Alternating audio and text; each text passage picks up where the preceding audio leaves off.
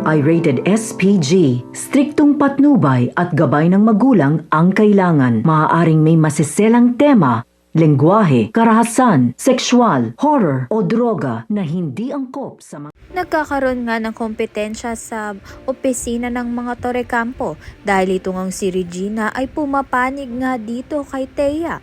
Kaya naman nga't kahit anong ang gawin nito ni Marge ay hindi nga siya mapapansin ni Regina dahil nasasapawan nga siya nito ni Thea.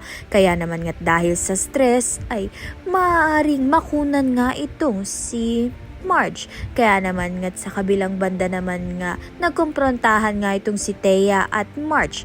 At dahil nga sa stress ni Marge ay dinugo nga siya. Mukhang concern naman nga itong si Thea. Subalit sa kalooban nga niya ay masaya siya sa nangyari kay Marge dahil hindi natuloy ang pagbubuntis nito. Subalit pag-iinitan na naman nga siya nito ni Regina dahil bigo nga siyang makabuo ng anak na nire-request nga nito ni Greg at ni Regina. Samantalang ano kaya ang mangyayari dito kay Paolo dahil nga nakuna ng kanyang asawa na si Marge. Kaya naman nga't yan at iba pa ang dapat nating pakaabangan. Maraming salamat sa iyong panonood.